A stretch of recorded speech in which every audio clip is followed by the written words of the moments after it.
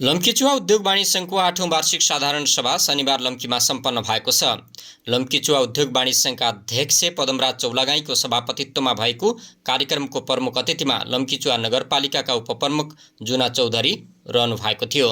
साधारण सभामा नेपाल उद्योग वाणिज्य महासंघका सुदूरपश्चिम प्रदेश अध्यक्ष पुष्प कुँवर, टिकापुर उद्योग वाणिज्य संघका अध्यक्ष तथा केन्द्रीय सदस्य सन्तोष खड्का, नेपाल उद्योग वाणिज्य महासंघका हरि पौडेल, नेपाल उद्योग वाणिज्य महासंघ सुदूरपश्चिम प्रदेश समितिका सदस्य मदनराज नेउपाने, लम्कीचुवा नगरपालिका वडा नम्बर 1 का वडा अध्यक्ष नेत्रप्रसाद खनाल, लम्की जेसिसका पूर्व अध्यक्ष रामबहादुर बोगटी लगायतकाले शुभकामना मन्तव्य दिनुभएको थियो।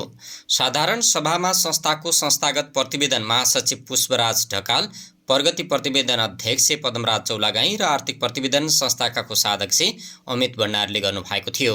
महासचिव पुष्पराज ढकालले सञ्चालन गरेको कार्यक्रममा बोल्ने वक्ताहरूले उद्योग वाणिज्य संघले व्यापारी र व्यवसायीको हक हित र पक्षमा काम गर्नुपर्ने जोड दिएका थिए।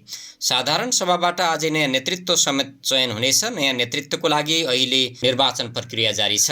नयाँ नेतृत्वको लागि अन्य पदमा सर्वसहमति भएको भए पनि अध्यक्ष र कोषाध्यक्ष पदका लागि अहिले निर्वाचन प्रक्रिया जारी छ। अध्यक्ष पदको लागि खडानन्द सापकोटा र दीपक कुमार तिमिलसिना बीच प्रतिस्पर्धा भइरहेको छ भने कोषाध्यक्षमा अमित भण्डार र तप्तबहादुर ढकाल बीच प्रतिस्पर्धा भइरहेको लम्कीचुवा उद्योग वाणिज्य संघले जानकारी दिएको छ।